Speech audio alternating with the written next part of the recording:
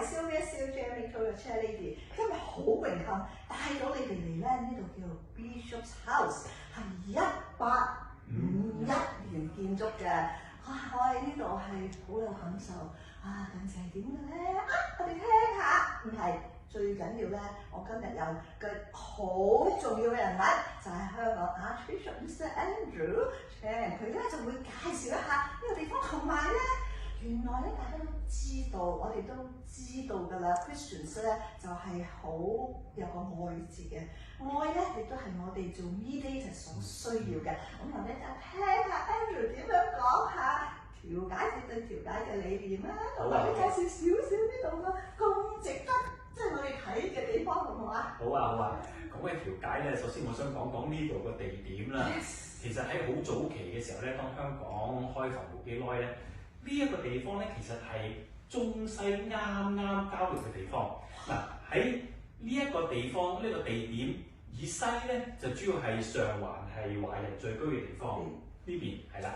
而嗰邊咧，即係由金鐘一路去到現時嘅禮賓府，即係以前嘅港督府啦，一路至到政府合署咧，主要咧就係外籍人士，特別喺英國嘅商人或者就係英國嘅官員咧，佢哋聚居嘅地方，即係集聚入地方。而呢度咧啱啱就好似兩個地方嘅分界咁樣。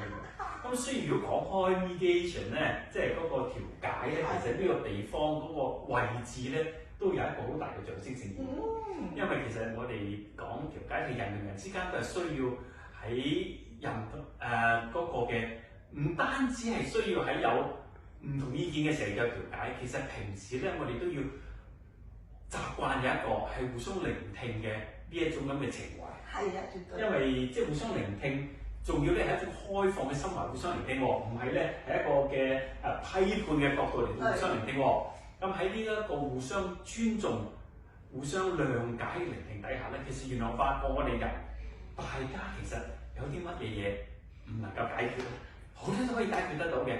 只要我哋攞個心出嚟，真誠、諒解、聆聽、開放我哋個心，開放我哋對耳，咁其實好多嘅事情咧都係可以解決嘅，而且咧可以解決得好美麗嘅。講得好好啊，好開心，好開心。咁大家要記住啦噃 ，repeat 係啦，呢個咧第一就係我哋嗰個我哋咧就係要好真誠嘅，真誠，我哋又要聆聽嘅，跟住個耳仔，諒解，又要諒解人，尊重。